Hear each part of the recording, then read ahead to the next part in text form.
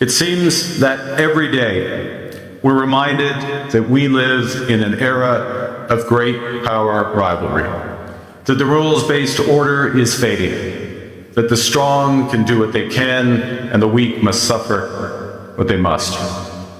And this aphorism of Thucydides is presented as inevitable, as the natural logic of international relations reasserting itself. And faced with this logic, there is a strong tendency for countries to go along to get along, to accommodate, to avoid trouble, to hope that compliance will buy safety. Well, it won't. So what are our options? In 1978, the Czech dissident Václav Havel, later president, wrote an essay called The Power of the Powerless. And in it, he asked a simple question: how did the communist system sustain itself? And his answer began with the greengrocer. Every morning, this shopkeeper places a sign in his window: "Workers of the world unite." He doesn't believe it. No one does.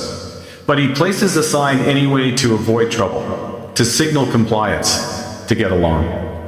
And because every shopkeeper on every street does the same, the system persists. Not through violence alone, but through the participation of ordinary people in rituals they privately know to be false. Havel called this living within a lie. The system's power comes not from its truth, but from everyone's willingness to perform as if it were true. And its fragility comes from the same source. When even one person stops performing, when the greengrocer removes his sign, the illusion begins to crack.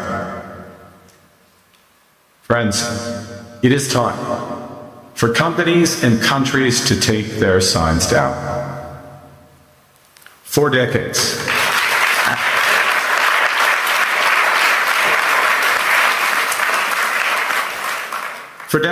countries like Canada prospered under what we called the rules-based international order.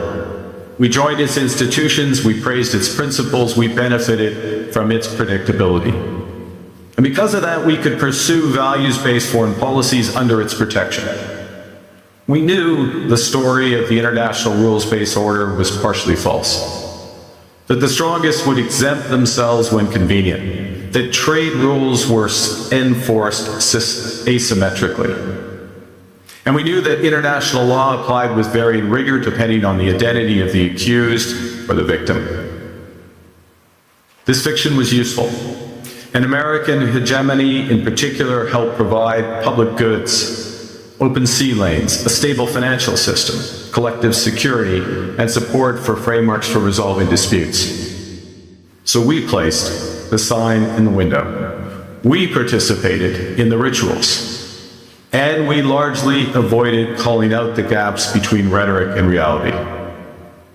This bargain no longer works. Let me be direct. We are in the midst of a rupture, not a transition. Over the past 2 decades, a series of crises in finance, health, energy, and geopolitics have laid bare the risks of extreme global integration. But more recently, great powers have begun using economic integration as weapons. Tariffs as leverage, financial infrastructure as coercion, supply chains as vulnerabilities to be exploited. You cannot live within the lie of mutual benefit through integration when integration becomes the source of your subordination. The multilateral institutions on which the middle powers have relied, the WTO, the UN, the COP, the architecture, the very architecture of collective problem solving are under threat. As a result, many countries are drawing the same conclusions, that they must develop greater strategic autonomy in energy, food, critical minerals, in finance, and supply chains. And this impulse is understandable. A country that can't feed itself, fuel itself, or defend itself has few options. When the rules no longer protect you, you must protect yourself. But let's be clear-eyed about where this leads. A world of fortresses will be poorer, more fragile, and less sustainable. And there's another truth. If great powers abandon even the pretense of rules and values for the unhindered pursuit of their power and interests, the gains from transactionalism will become harder to replicate. Hegemons cannot continually monetize their relationships. Allies will diversify to hedge against uncertainty. They'll buy insurance, increase options in order to rebuild sovereignty. Sovereignty that was once grounded in rules but will increasingly be anchored in the ability to withstand pressure. This room knows this is classic risk management. Risk management comes at a price. But that cost of strategic autonomy, of sovereignty, can also be shared. Collective investments in resilience are cheaper than everyone building their own fortresses. Shared standards reduce fragmentations. Complementarities are positive sum. And the question for middle powers like Canada is not whether to adapt to the new reality. We must. The question is whether we adapt by simply building higher walls or whether we can do something more ambitious. Now, Canada was amongst the first to hear the wake-up call, leading us to fundamentally shift our strategic posture. Canadians know that our old, comfortable assumptions that our geography and alliance memberships automatically conferred prosperity and security, that assumption is no longer valid. And our new approach rests on what Alexander Stubb, the President of Finland, has termed value-based realism. Or to put another way, we aim to be both principled and pragmatic. Principled in our commitment to fundamental values, sovereignty, territorial integrity, the prohibition of the use of force except when consistent with the UN Charter, and respect for human rights. And pragmatic in recognizing that progress is often incremental, that interests diverge, that not every partner will share all of our values. So we're engaging broadly, strategically, with open eyes. We actively take on the world as it is, not wait around for a world we wish to be. We are calibrating our relationships so their depth reflects our values. And we're prioritizing broad engagement to maximize our influence. Given the fluidity of the world at the moment, the risks that this poses, and the stakes for what comes next. And we are no longer just relying on the strength of our values, but also the value of our strength. We are building that strength at home. Since my government took office, we have cut taxes on incomes, on capital gains and business investment. We have removed all federal barriers to interprovincial trade. We are fast-tracking $8 trillion of investments in energy, AI, critical minerals, new trade corridors, and beyond. We're doubling our defense spending by the end of this decade, and we're doing so in ways that build our domestic industries. And we are rapidly diversifying abroad. We've agreed a comprehensive strategic partnership with the EU, including joining SAFE, the European Defence Procurement Arrangements. We have signed 12 other trade and security deals on 4 continents in 6 months. The past few days, we've concluded new strategic partnerships with China and Qatar. We're negotiating free trade pacts with India, ASEAN, Thailand, Philippines, and Mercosur. We're doing something else. To help solve global problems, we're pursuing variable geometry. In other words, different coalitions for different issues based on common values and interests. So on Ukraine, we're a core member of the Coalition of the Willing, and one of the largest per capita contributors to its defense and security. On Arctic sovereignty, we stand firmly with Greenland and Denmark and fully support their unique right to determine Greenland's future.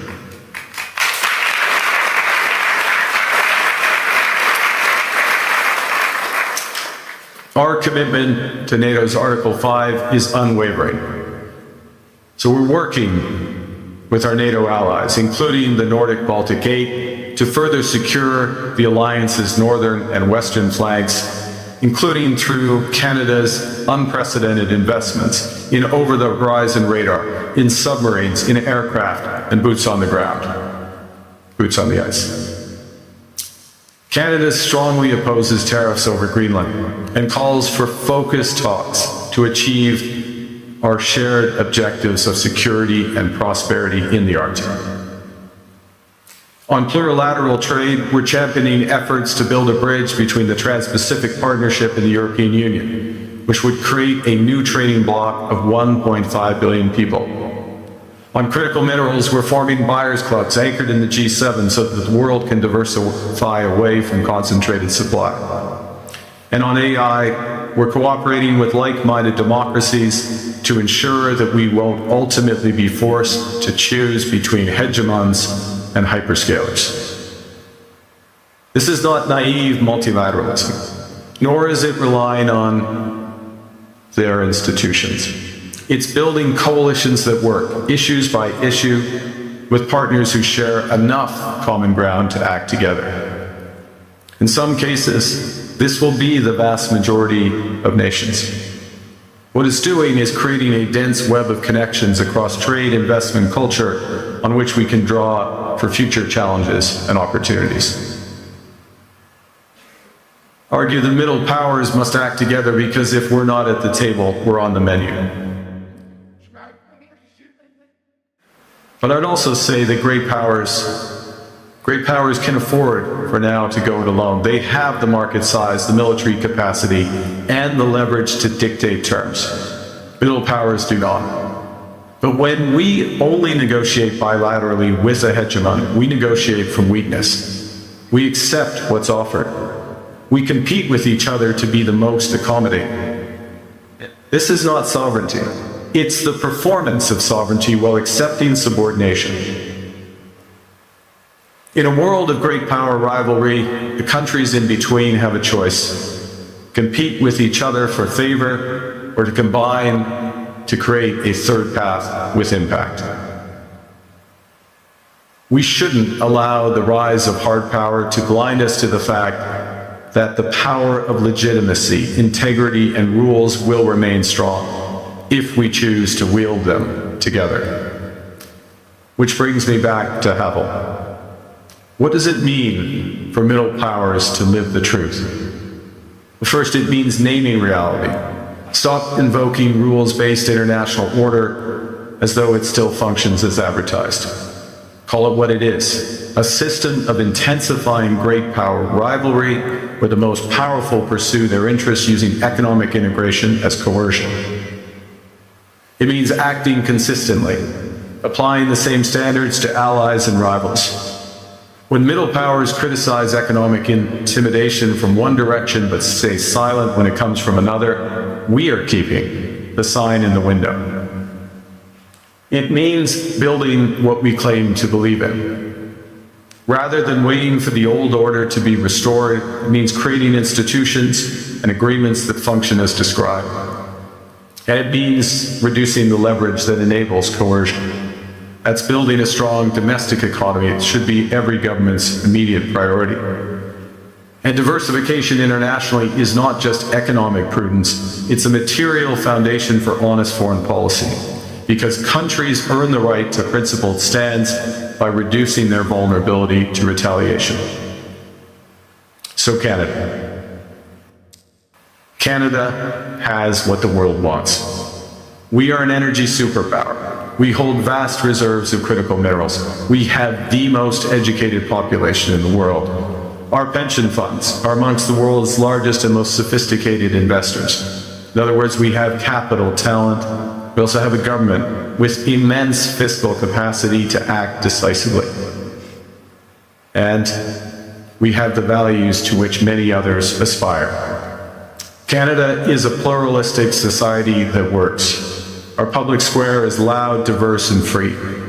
Canadians remain committed to sustainability. We are a stable and reliable partner in a world that is anything but. A partner that builds and values relationships for the long term. And we have something else. We have a recognition of what's happening and a determination to act accordingly. We understand that this rupture calls for more than adaptation. It calls for honesty about the world as it is. We are taking the sign out of the window. We know the old order is not coming back. We shouldn't mourn it. Nostalgia is not a strategy, but we believe that from the fracture we can build something bigger, better, stronger, more just. This is the task of the middle powers. The countries that have the most to lose from a world of fortresses and the most to gain from genuine cooperation. The powerful have their power, but we have something too. The capacity to stop pretending, to name reality, to build our strength at home, and to act together. That is Canada's path. We choose it openly, confidently, and it is a path wide open to any country willing to take it with us. Thank you very much.